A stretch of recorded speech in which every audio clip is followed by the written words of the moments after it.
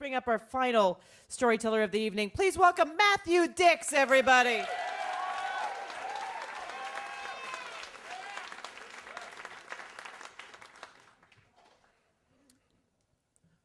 It's 1993, and I'm homeless, but I don't tell anyone I'm homeless because I'm living in my car, which is technically a roof, so I'm not really homeless yet. The car is important, though. I've been arrested for a crime I didn't commit, grand larceny.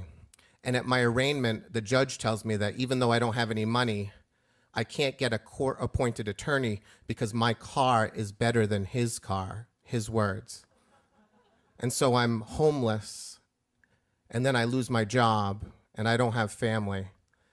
And I feel like Harrison Ford in The Fugitive, except no one's watching my movie, and I'm all alone. And then Mary and Jerry find out that I'm homeless and invite me to move in. They're born-again Christians who I used to work with, and they create a space for me in the pantry off the kitchen, which I share with a goat, an actual goat. Their goat is an indoor goat. And then I get a job, actually 2 jobs, because I have $25,000 in legal fees to pay.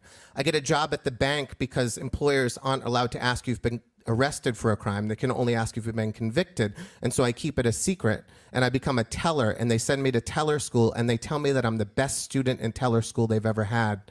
But I don't want to be the best student in teller school. I want to be a teacher, and I want to be a writer, but I take the job at the bank because that's all I have.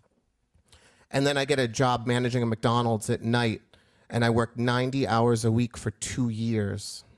I barely see the goat. And I'm so angry. I'm angry at my parents for leaving me.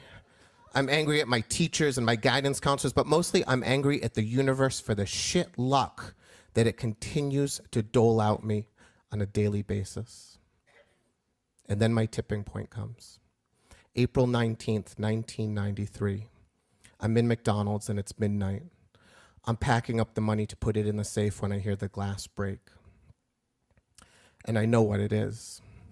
And so I take the money and I make the stupidest decision I ever make in my life.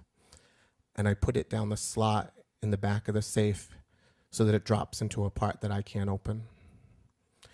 And then 3 men in ski masks and black coats and white sneakers come in, and they lie us down on the floor, and they begin opening the safe and emptying it.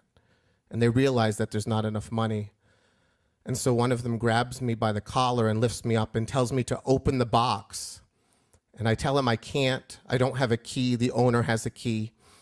And so he puts a gun up to my head, and he tells me he's going to shoot me in the head if I don't open the box. And he starts to count back from 3. And at 1, I hear the gun click. And it's the loudest click in the history of the world. And I start to cry, and he hits me on the back of the head, and he tells me not to cry. And he picks me up again, and he pushes the gun into my head so hard it hurts. And I try to crawl away because that's all I can do, but they kick me, and they push my head into the tile, and they put the gun to the back of my head, and he says, "This time there's a bullet, and I'm going to shoot you for McDonald's money, so open the box." And I want to tell him I can't, but I can't speak, and I can't breathe, and my face is lying in tile that has grease, and I'm wearing a cheap polyester costume.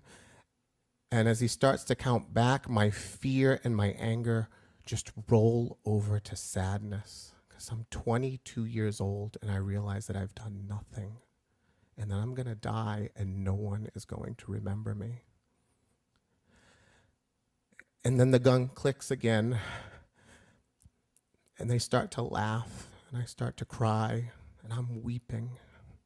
And they kick me and they hit me in the back of the head, and then they're gone. I have post-traumatic stress disorder for 15 years until my soon-to-be wife tells me I should not wake up screaming every night, and I go and talk to someone, and it gets better.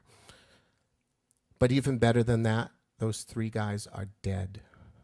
A month after trying to rob my McDonald's, they tried a bank, and 2 of them died in the bank, and 1 made it back to his apartment, and the police surrounded it, and he shot himself in the head.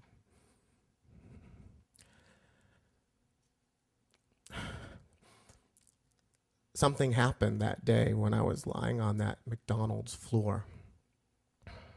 6 months after that, I was found not guilty. And 6 months after that, I moved out of Mary and Jerry's house and stopped sleeping with the goat. And 6 months after that, I got to college. And today, I'm a teacher and I'm a writer. But in so many ways, I'm still lying on that greasy tile floor.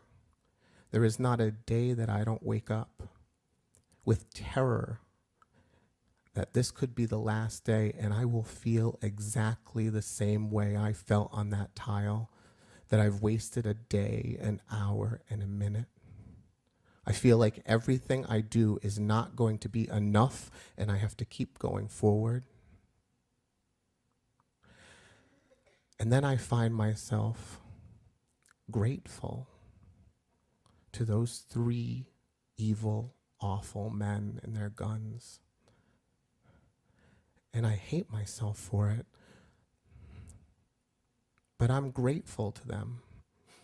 Not everyone needs what I needed. But for whatever reason, I needed those 3 men that day, and I am glad they're dead. And I wish they could be killed every day. But there are days when I think about them and I thank them, because it's only because of them that I'm here now. Thank you.